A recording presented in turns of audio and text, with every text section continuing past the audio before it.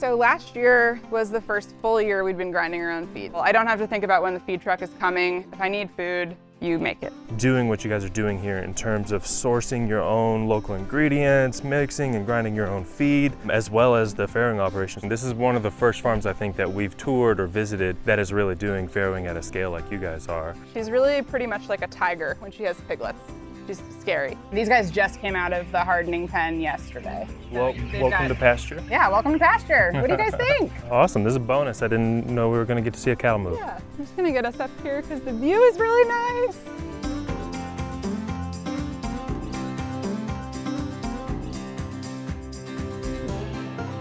Hey everybody, welcome to Heifer USA. I'm Tyler Pearson and I'm here in the beautiful Blue Ridge Mountains of Western North Carolina at Hickory Nut Gap Farm, and I'm joined by Head of Operations, Virginia Hamilton. Virginia, how are you today? Doing all right. It's nice and overcast today, which is good, so we're not gonna be roasting alive. Yeah. Yeah, it feels amazing. Excited to lead you guys around. So, partner farms, Hickory Nut Gap, there's Hickory Nut Gap Farm, Yep. and then there's Hickory Nut Gap Meats. Yes. And you guys work with a lot of local producers, right? Yeah, so we're essentially, so this farm kind of like grew up when the Asheville local food scene was exploding. And, you know, we're like 80 or 90 acres. We're not big enough to supply, or we weren't big enough to supply the demand. And so Jamie met some other people through the Ag Leadership Program at NC State, and they were like, let's scale grass-fed beef. And they did. And so now we're working with about 90 partner producers in the southeastern Appalachia. That's so great. So where are we at now? Where are we headed? Yeah, so I'm just gonna get us up here because the view is really nice. Oh wow, you're not kidding. Yeah. So that's where we are. We've got the Blue Ridge Mountains ahead of us. The Blue Ridge Parkway is right back up there. And so this farm's called Hickory Nut Gap because behind us is the gap, Hickory Nut Gap in the mountains. So this gap in the mountains up there. Yes. Very nice. Yeah. And so that's where the name comes from. People are always wondering if we're a nut farm. We are not. What are some of the biggest challenges with a farrowing operation? This is one of the first farms I think that we've toured or visited that is really doing farrowing at a scale like you guys are. Yeah, there's a lot of challenges with it. I think it's definitely not for everyone for a couple of reasons. So one, like pigs are pretty infrastructure heavy anyway, and they're not gonna do super well if they're just farrowing out in the field with no shelter. So there's like the infrastructure commitment of purchasing or building houses. We've got pretty good records about when the pigs were bred. We're usually there to like witness that breeding, and then we know exactly when they're gonna give birth. So we kind of have that under control. There's people that are sort of doing like piglets on a rolling basis. I like to know when they're gonna be here. So there's like a good amount of record keeping involved in that way. And then sows can be really difficult to deal with. And so having like strategies to be able to care for the piglets, like make sure they're okay after they get born, castrate them, can be tricky when you're dealing with an aggressive animal. And like the pigs don't understand that you're there to just like make sure all their babies are okay or like tend to a wound. You don't have a way of explaining that to them. And some of them just have that instinct to like protect. And that's probably the hardest thing, honestly. Right. Yeah, so I think the strategy for like managing the piglets with the sow around is the hardest part, probably. Yeah.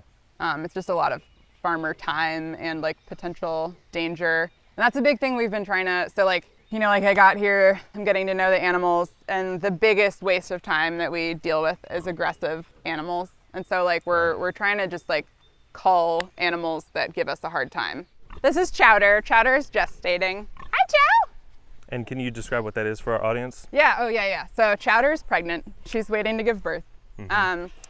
She was living with Cheese, but she was also eating all of Cheese's food, so she's a little bit of a fatty. But she's being a great auntie to Cheese's piglets.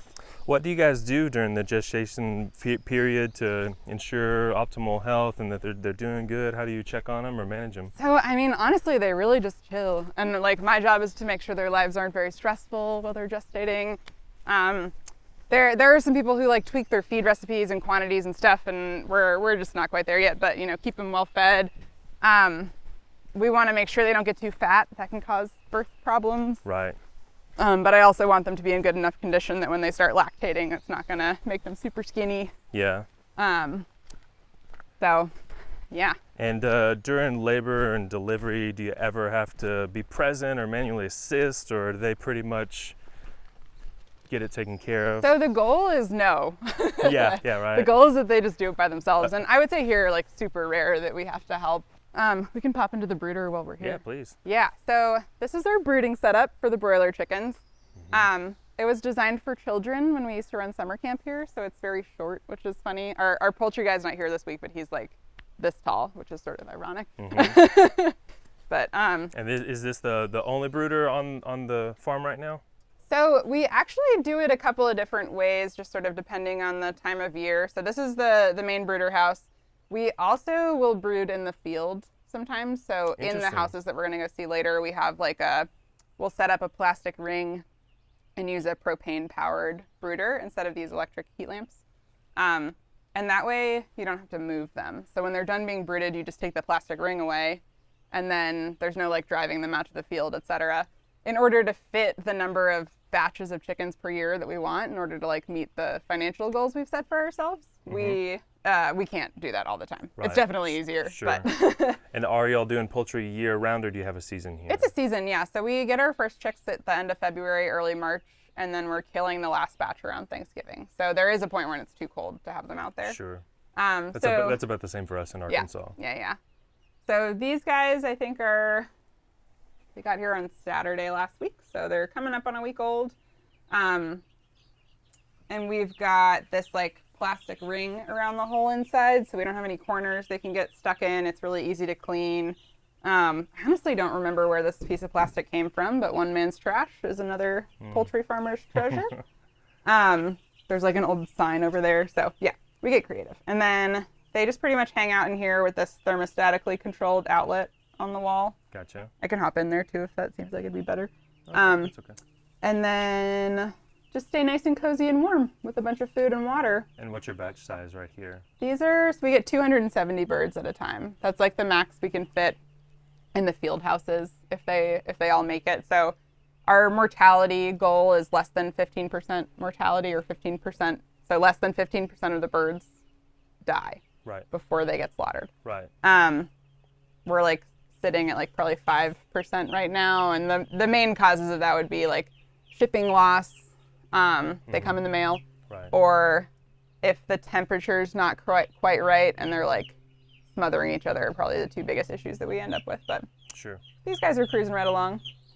Hey, babies. But as far as natural predators or disease or anything like that when they're out on Petra, do you guys have many issues with that? The predators that we would deal with would be things like possums and raccoons, like the usual culprits. I feel pretty good about how sturdy our houses are right now. We haven't really had any predation problems yet this year.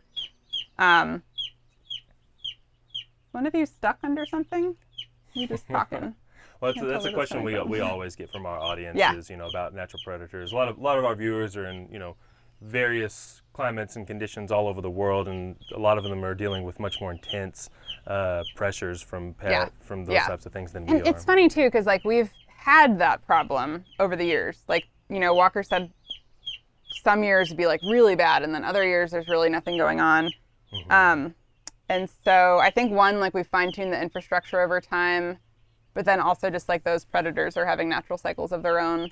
We have played around with livestock guardian dogs, but like, believe it or not, we're actually in a really residential area, and if any of y'all have livestock guardian dogs, you know that doesn't usually mix. Yeah. We do, and we actually just got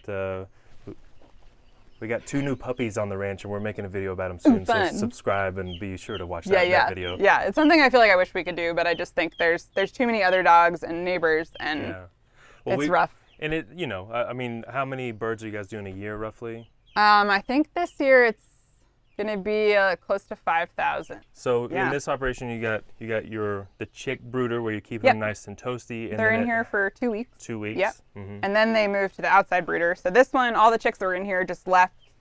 Before these guys move out, we will rebed this, like kind of muck out the top layer. It's sort of a deep litter system. We call this the outside brooder, or the hardening pen, like hardening them off. And that's getting them used to the climate that they're going to be exposed to. Yeah, so kind of like weaning them off the heat lamps, but also getting them to a size where they're less likely to get killed by a predator. Right. So optional heat lamps. We can kind of roll this plastic up on the outside if we need more ventilation in there. But they still get some natural light. And so we've got kind of like a hybrid inside/pasture system. But I mean, really for us to make it work without a guardian dog and not having the space to do all brooding on pasture, that's how it works best for us. Gotcha. Yeah. Very nice. The piglets are And roaming. oh, I see. Yeah, they're outside of their fence now. And what percentage would you say of, your operations here is dedicated to poultry? It seems like you guys are focused mostly on pork and maybe cattle, and poultry is just kind of bigger an and addition. bigger every year. I'm not surprised to hear that. There's at all. like incredible demand for chicken. There really is. It's a great like gateway drug to the pasture raised meats because Right. like the difference between a big company indoor chicken breast and what we're doing, like the flavor difference is pretty profound. Mm-hmm. So there's that, and then also like from a cash flow basis, Yes. every 8 weeks I get paid, and that feels really good in the agriculture world.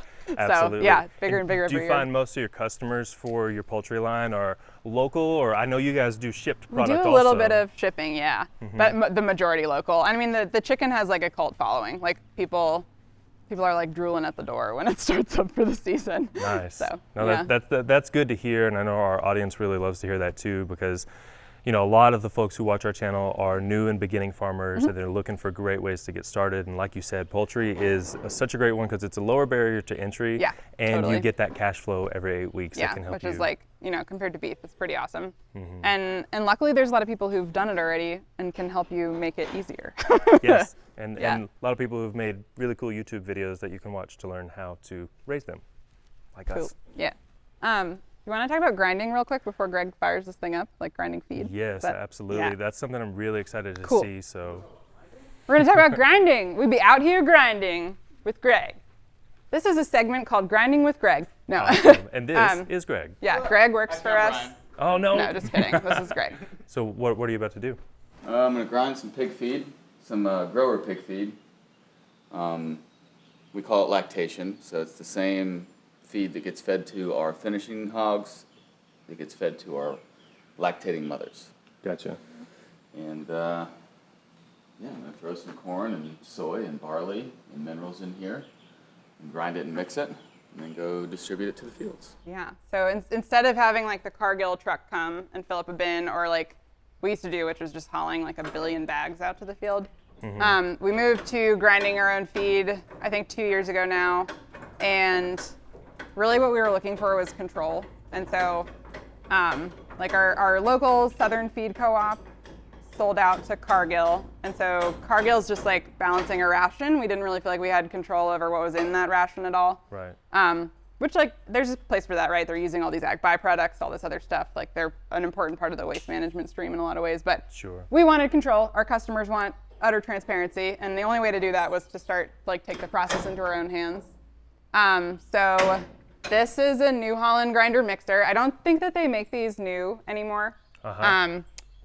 And do you mind if I just give them a quick tour about how this works before you get going? Please do. We're Yeah, on the this is clock, so don't worry. interesting. Yeah. So Feed costs, as you know, just such a barrier for. Massive. Yeah, Yeah. absolutely. So Yeah. anything you can do that's innovative to reduce your Yeah. feed input costs. And like obviously this is an investment, but like these are all over online auction places. Like they're still, you can get parts for them still.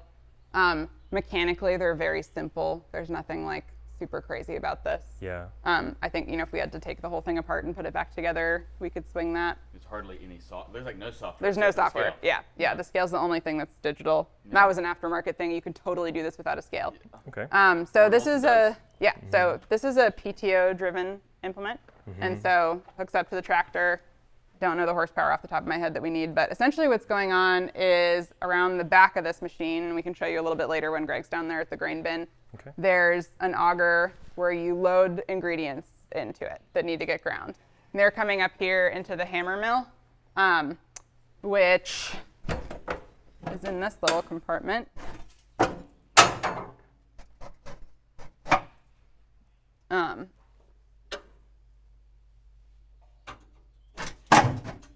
So it's called a hammer mill because there are these little metal hammers inside.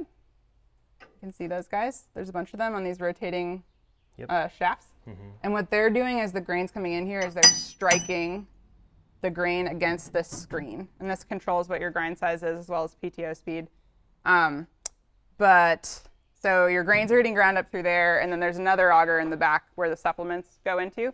It all goes up in here and gets mixed, and then we can dispense it using this. And this has like a telescoping or a folding extension, so you can really get high up or far out if you need to. So instead of bringing like a billion bags out into the field on a truck, I can fill up a hog feeder with this, and it's just so much easier. Yeah. So let me see if I got this right. Yeah. Okay.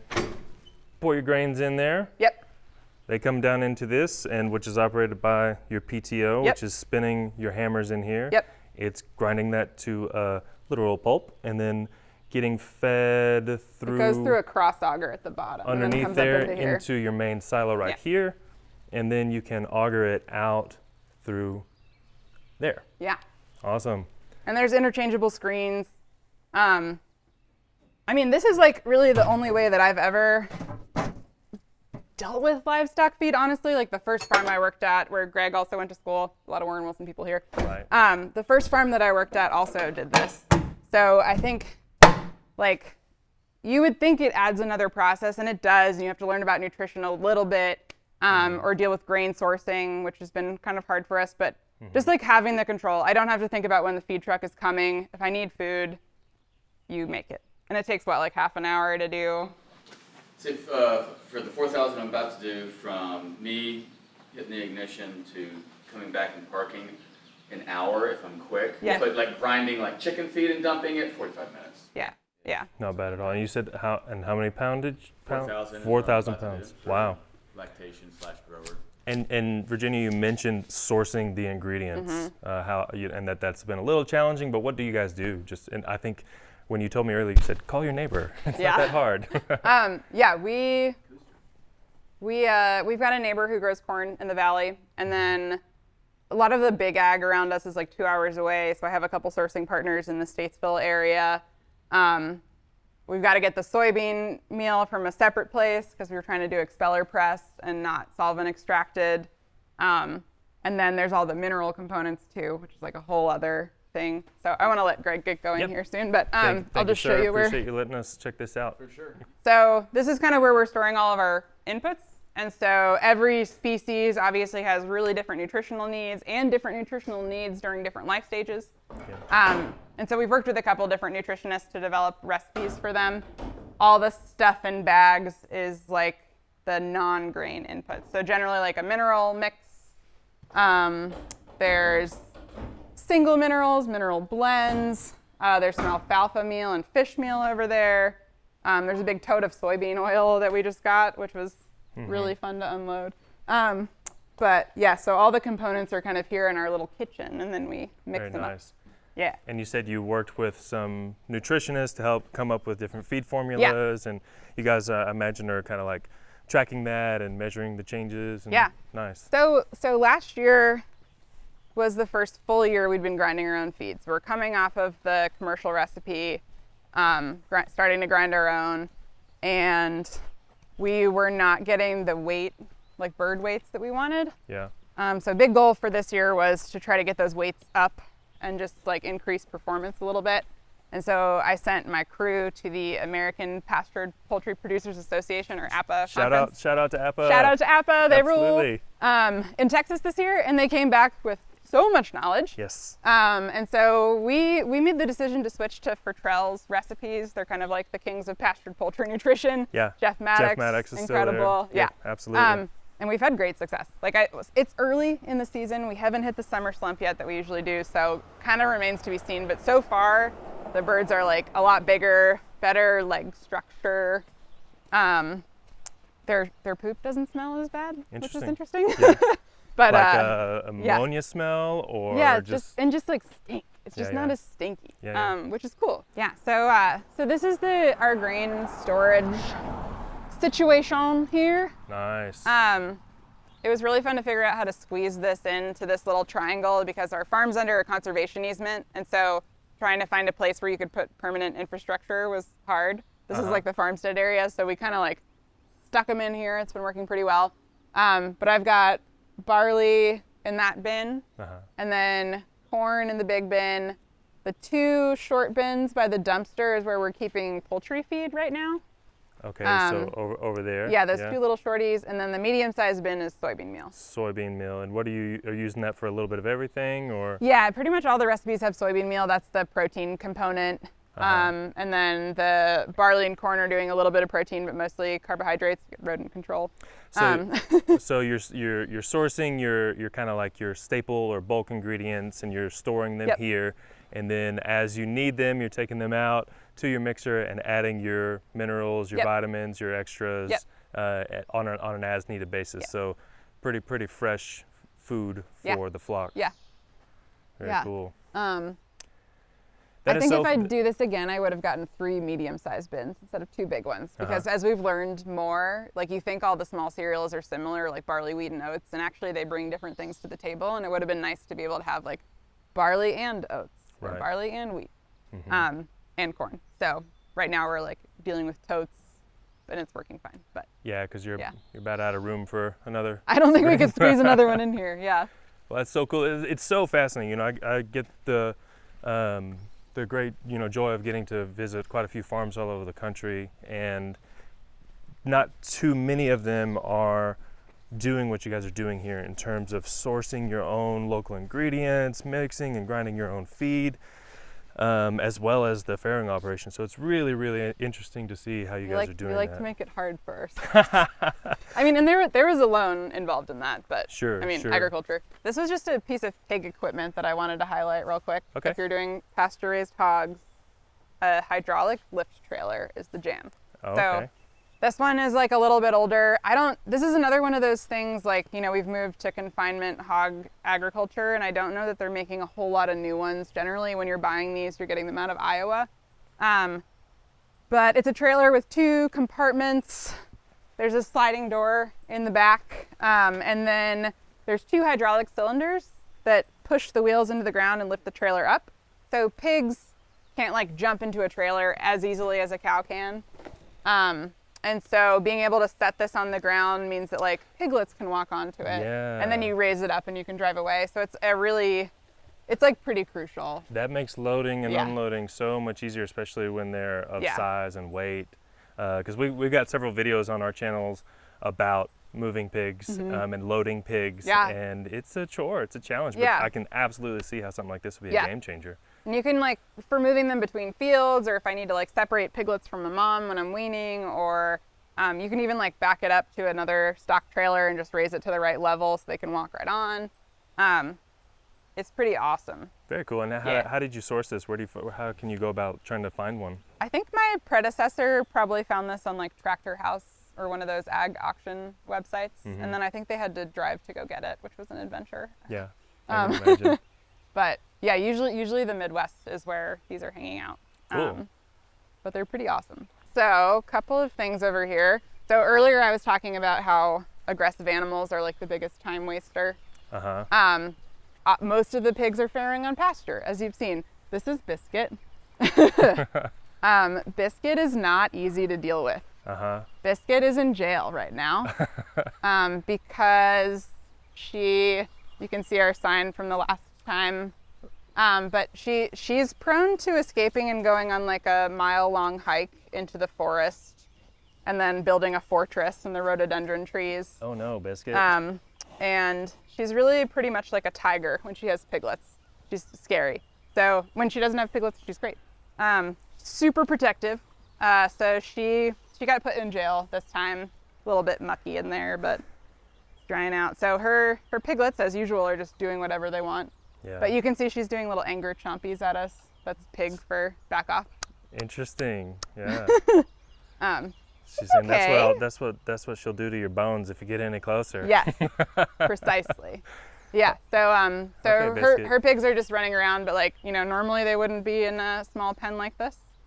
But you've given us no choice, girl. And then you're like, why is she still around? Because she has like 14 babies every single time, and they wean so big and fat, and like until we raise up some more gilts, we're not in a position to say goodbye to Biscuit. So yeah, 18's a big number. Yeah, lucky you maniac. And then this was, I don't know, like Equipment Spotlight, sponsor us. But we invested in an AeroQuip corral. So we used to just have like a hodgepodge of gates tied together, and it was just really dangerous for everybody. So the AeroQuip, their like claim to fame is like a 6-year-old could run this by themselves. I honestly think that's kind of true. So really designed with safety in mind. The whole thing also, you can put wheels and a hitch on it and jack it up, and you can fold up this whole sweep and shoot and trailer it somewhere else, and then take all the panels apart. So if you're like moving between farms, it's totally pretty portable. awesome. Yeah. Yeah. And then, yeah, it's also just really quiet. Like everything is padded, so you don't get a lot of jangling, which is really important when you're working cows. Yeah. Those are all things that you could like build into your own system too if you build your own corral. But I think it just like, it's quiet. Like all the doors are automatic, so there's not a lot of fiddling with gate latches and chains and stuff. Yeah, it's just made cattle really easy. And then we honestly also use it for pigs, like a lot. Multi-species purpose. I mean, I see you're using it right now. Yeah, so these are some girls that are getting settle checked. And so pigs come into heat about every 21 days. You'll notice those signs of heat, like they'll just be a little bit sillier and more aggressive and just like crazier than normal. And then also like nosing each other, riding each other, etc. And so these girls got bred about 21 days ago. And so we know they're going to come into heat again in 21 days. And so what I'm doing here is making sure that they're not in heat. If they're not in heat, that means they're settled or pregnant. And so these two girlies are being settle checked. Dipstick is our boar over there. You look real smart right now. He's massive. He's massive. And so we'll just like introduce the sow to him. If they're not in heat, he's not going to try to mount them or really show them that much interest. And so that's like how we do a pregnancy test, essentially. And like I said, some people just have a boar running with their pigs and they're continuously farrowing, but we just like to know when it's going to happen. I think there's just so much other stuff going on here that like I got to have a calendar. I'm going to go crazy. So speaking of so much going on here, what is your staffing looking like here? So the family is in more of like like Jamie's moved into more of a CEO role. So I'm managing the farm and the store operation. And then we have our farm manager, and we have a poultry specialist, and then Greg's part-time farmhand. So it's like 2.5 people. Wow. Which I would say is probably not enough, but we're getting there. Making it work. Yeah. And in the summer, like the owner's kids come home from college and help too. So. And that's on the farm side, right? That's the farm side. And then on the meats business side, you got several more employees. Yeah, that's probably working. like 15 people over there, 7 or 8 people in the farm store. Yeah. So it's a pretty big team. Awesome. Production is small. But I noticed on y'all's website you have all of your, your standards posted on your website. You got member farms, and people can just go and see, exactly how you guys do what you do. And that's what we're aiming for. So this field is called Corn Maze. We used to do like a lot more fall agritourism, and so there was a corn maze out here. But now it's kind of hog central. And so these guys are between like 3 and 8 months of age. So they're a mixed age group. And the way that we've set this up this go around is we have this like central sacrifice area, and then we made 3 paddocks going around it. So you can see they don't have access to that over there anymore, and it's growing back. Right. So it's resting over there and recovering. Yeah, and this is about 90 pigs in here. Gotcha. Acreage I think is probably like 2 to 2.5. And we have several other hog fields that we rotate through. Like this one's gonna get too hot in a couple months, so we have some that are like up against a forest border that we'll move them to probably next week, honestly. Right. Hey guys. So this is your central sacrifice area, and then you said you have adjacent paddocks connected to it that you rotate them through. Like wagon wheel style. Very nice. When we can. Hey Doodlebug. 90 pigs, and I see you got your porta hut, your pig huts, you got bulk feeders you're using out here. What do you guys do for water out in this pasture? So these guys are running off that hog mirror fount. I'm sure people know about these, but just in case. Yeah, so this is permanent infrastructure. Yes. Built in. Gotcha. The pigs love to like dig under the concrete, which isn't fun. But anyway, it's a buried water line below the frost line, concrete platform. And then pigs have that natural instinct to root, and so they learn pretty quickly to lift the door. The door is insulated, and then there's water in there for them at all times. Nice. They do like fill up with mud because the pigs have mud on their faces, so you have to scoop them out every so often. Yeah. We try to do it every day if we can. But as you can see, there's like a whole rainbow of colors out here, and so we've kind of just been doing like the Hickory Nut Gap Special, is what you could call it, like throw every heritage breed pig at it that you can and see what comes out. Which, as you can imagine, has resulted in like a lot of carcass variability. Right. And so what butchers and consumers like is predictability. And so when you have like a bunch of different breeds, like you can even just see right here, there's some different body types happening. So there's like a really round, short body there, that black one on the platform. And then like the pink one on the ground is a little bit longer, like more developed hands on her. Like she's got a really long loin, which is nice. And so we have all these like different sizes. And so what we're kind of turning our attention to now is thinking about like, what do we actually want instead of what do we have that we are just gonna work with. And so what I'm looking for right now is I want like a long loin, not too much fat deposition. So when you get into like kuni or lanchan or any of those, like it's a little bit too fatty generally for what our customer's looking for, but beautiful meat quality.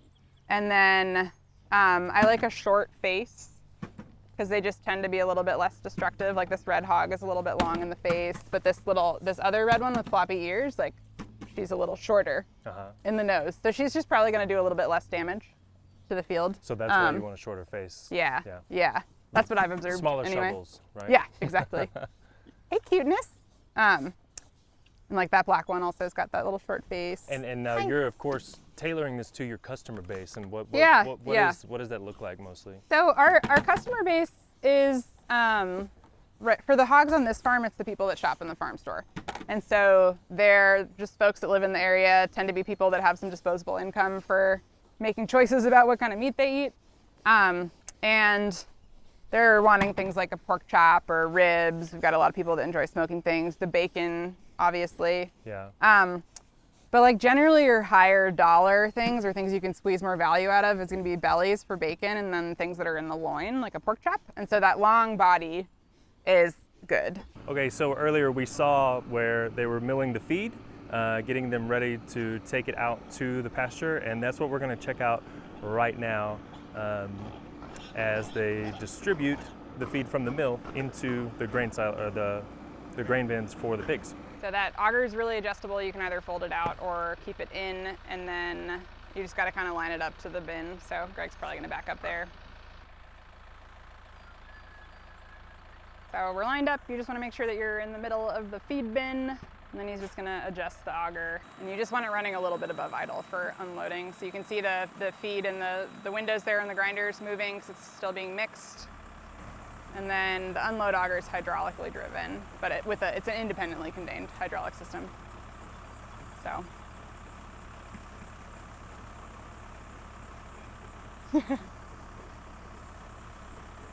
Way easier than unloading 50 bags. Yes.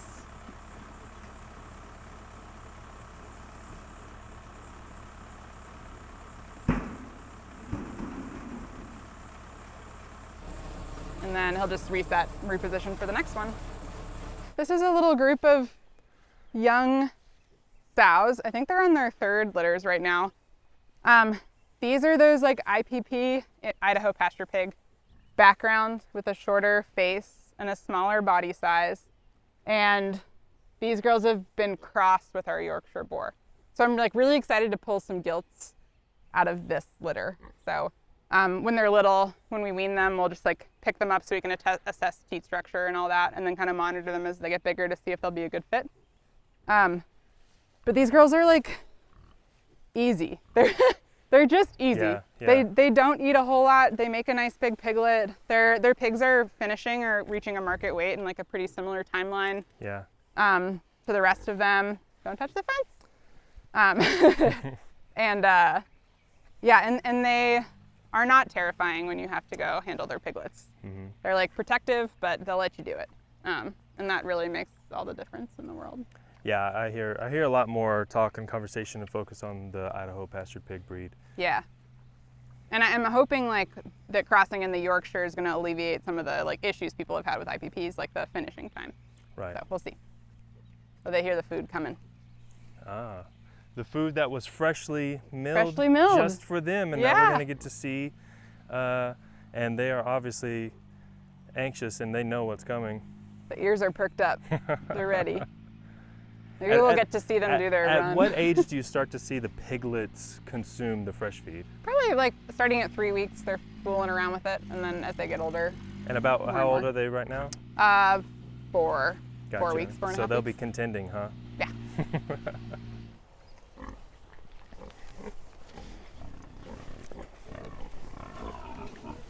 So we still move feed around just by bucketing it.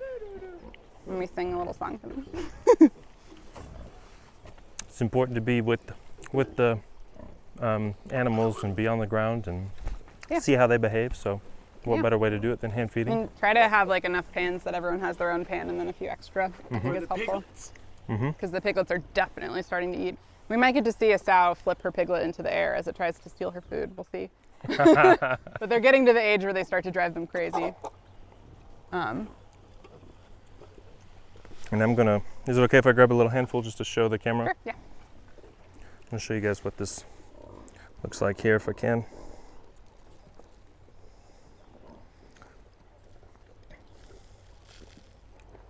Very nice. And what's the total acreage you guys are managing here, and how much is owned and versus leased? So it's about kind of fluctuating. We just picked up a potential new lease, but it's about like 75 acres on the home farm, and then maybe 20 more in leased property. Gotcha. But we just picked up another spot that hopefully, just finding the time to get it set up, you know. That's really relatable though to a lot of our audience. I feel like, you know, you're not talking about thousands of acres here. You're doing quite a bit on, you know, a relatively manageable size of acreage. So what are we looking at here? So we're looking at 2 broiler houses. And so after those chicks are in the brooder and then in that hardening pen, when they're ready to go outside, they come into the broiler houses. And so what we've got here is a somewhat flat field. These 2 houses, which are pretty much made of greenhouse parts, and then some custom tarps. We'll go inside in a second.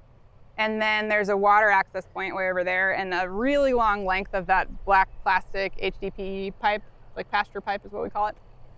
So as we're moving the houses, the pipe kind of gets dragged behind it. So we've got automatic water in there, and then we're bucketing feed and moving them every day.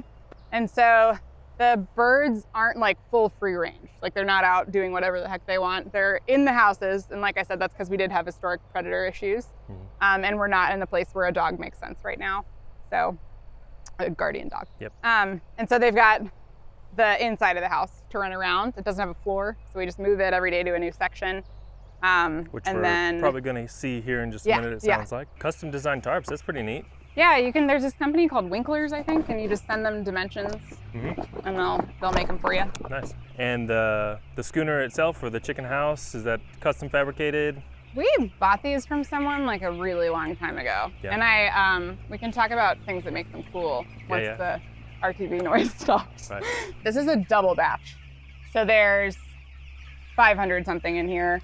Once another house frees up next week, we'll actually move half of these guys to the other house so they'll have more space. But these guys just came out of the hardening pen yesterday. Okay. So they've got pasture. Yeah, welcome to pasture. What do you guys think? Oh, I think got some excitement. I think they like it. I do too. Yeah, I'll go open the other ones up so we can move those guys. Okay. And then just out of curiosity, your water is an interesting concept over there. Can you kind of describe what you're doing? Sure. Yeah. So both houses have feed troughs that are chained together, so they move with the house. And there's enough space that all of the birds can have access to the trough at one time. And then the water, so that's that black pasture pipe. Yeah. So what we do when we move them is we'll go ahead and pull the slack out and pull the water all the way forward. And then it's a rubber feed pan with a little float valve in it. Okay. And so automatic water, they just always have clean water. And it works pretty well. It's Nice. pretty easy. I think we've kind of fooled around with like nipple waters and stuff, and this is actually just a little bit less fiddly for us. And you said that these feed pans are all chained together Yep. to the structure itself, so Yes. they just get dragged along with it. Yep. Very neat. Yeah. Cool.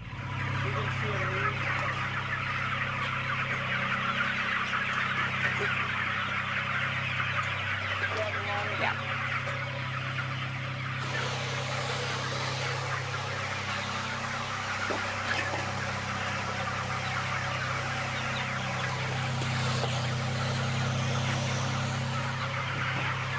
Sorry? Okay. All right. Let's go, let's go.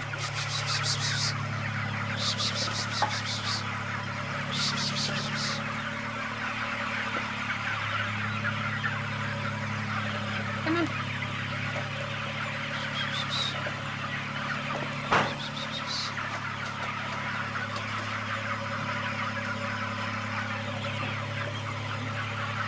And a nice thing about these houses is they flex a lot. Yeah. So they kind of like move with the ground. Watch out, chickens, come on.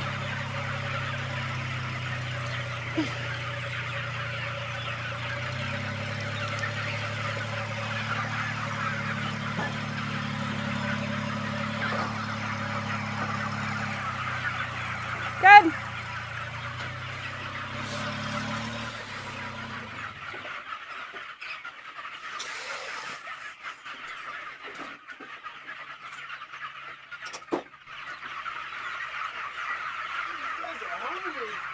Yeah, they ate a lot.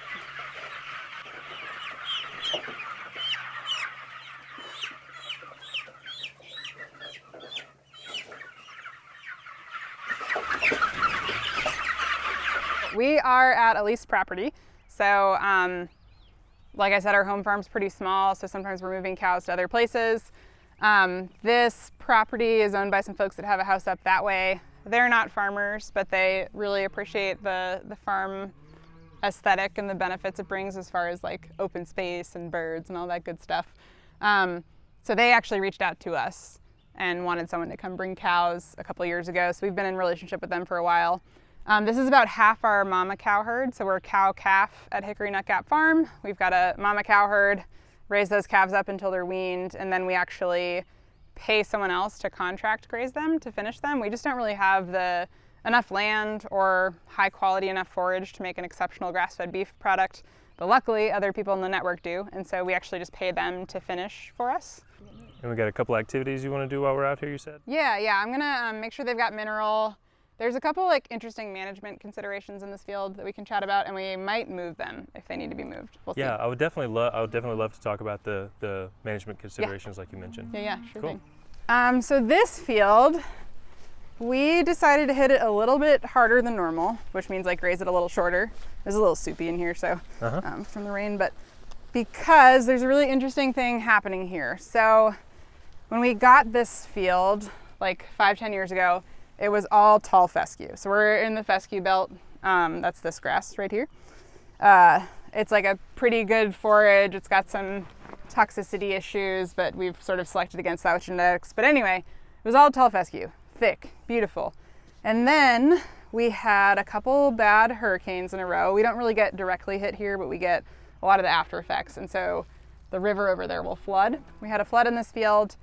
And then we started seeing this grass down here, which I know it is nimblewill. I think it's a Muhlenbergii is something in Latin. But this is not a grass that we saw in Western North Carolina until very recently. And so this field's been really interesting because it's like, this is climate change. So I think a flood probably washed this in. That's our guess anyway, or the flood created enough disturbance that it was able to grow. But it's not super palatable to the cows. They'll eat it a little when it's young, but for some reason they don't really like it. And it's like really spreading densely here. And then in the winter, when it dies off, it creates this like thick mat. That's like excess litter. It's too much. So there's like some kind of anaerobic, like stinky activity going on down there because there's just this really thick layer on top. So we decided to come here in the spring and just graze it a little bit heavier than we might usually to try to get them to eat that nibblewell down enough. And we might try to come overseed here, but this is like a new problem that I haven't figured out how to solve yet. So, oh, this field does have a really awesome dung beetle population. I don't know if they're going to be active in here right now, but a great little thing to do is to check your cow pies, see all those little holes, and then I like to just give it a little smear and see if there's any buddies in there. Let's see. This one they might have all hatched already. I see a couple in there. It's not a dung beetle, some other little buddy. Oh, there's one. That's your dung beetle, little bitty one? They're little, not the big like fun Africa ones. Yeah. But yeah, and I just like to check for their presence. Usually that means that like things are decomposing properly. We're cycling nutrients.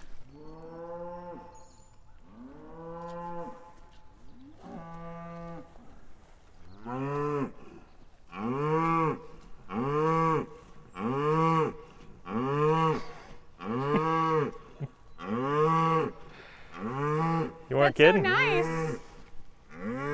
Yeah.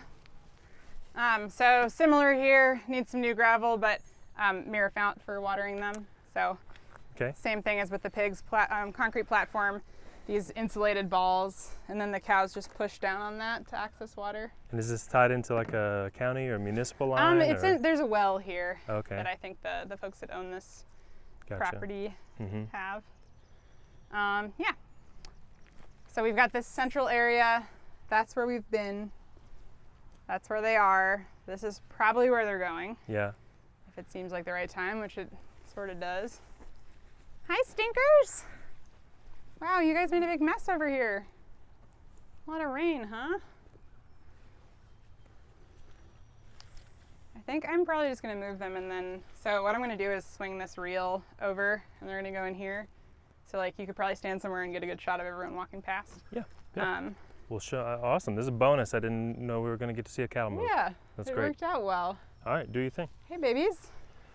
So like I said, that's a group of about 20 mamas and a bull and some spring-born babies. And they're a predominantly Black Angus base. There's some Hereford in there, a little bit of South Pole way back. Yeah. And have you finished calving, or does it look like there might be a couple that are still? We have like one or two more pregos in there. Yeah, and that's what it looks like. They're kind of stragglers. Yeah. These girls also like when it's really wet like this and the grass is kind of washy, like their rumen is just really active. Right. So they got a lot of capacity right now. Are you guys using is that a Gallagher solar charger over there? Yes. Nice. That's just what's most available locally. Yeah, we use a lot of Gallagher products, and if you guys are interested, we got a video on our channel we just released a couple weeks ago all about electric fencing and the Gallagher products that we use, and there's a promo code HeiferUSA10. You guys should use it, 10% off your entire cart order, and it goes to support the work that we do at Heifer USA. Whoa, heck yeah. Yep. Cool. Come. Come.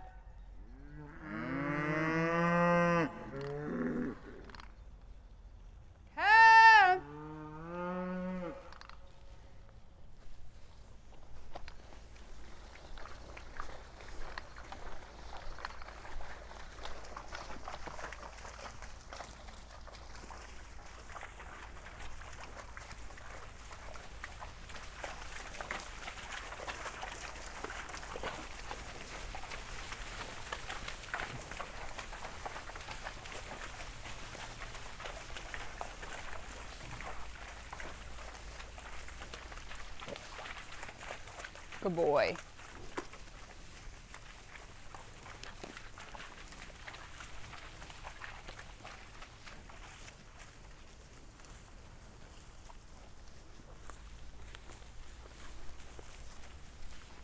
Very well trained. Okay, all right, that's gonna do it for the tour here at Hickory Nut Gap Farm in Fairview, North Carolina. Thank you so much, Virginia, for taking us on this tour. The work you guys are doing here is fascinating. If you're in the area, come check them out, and you can see a multi-species stacked enterprise farm that is raising animals in the right way, regeneratively, restoring the land, and so much more. Any parting words for our audience before we sign off? Yeah, thank you for being curious about all of this. I feel like that means a lot to us. Like, I love talking about what I do, and whether you're a farmer or a consumer, stay curious, ask a bunch of good questions. Yeah, thanks for showing people this. It's awesome. Absolutely. Yeah. And if you like this kind of content, subscribe to our channel. We do farm tours from all across the country and hopefully all around the world pretty soon, because farmers all over the world are doing amazing things to raise animals in a different way, to take care of the earth and to regenerate our land. And it's more important now than ever that consumers, farmers, and the general public alike be aware of these efforts on behalf of these farmers. So subscribe to the channel, check us out, and thank you so much for watching. We'll see you next time. And if you enjoyed this farm tour video, check out these other videos in our series. You can watch this video right here where we tour Heifer Ranch's Center for Regenerative Agriculture in Perryville, Arkansas, which is also a Savory certified hub and where we operate our farm out of. Or you can check out this video amongst the dust of the minerals. Or you can check out this video where we tour Joe Coopson's farm in Three Rivers, Michigan, where he's raising poultry on pasture at a scale that you'll want to check out.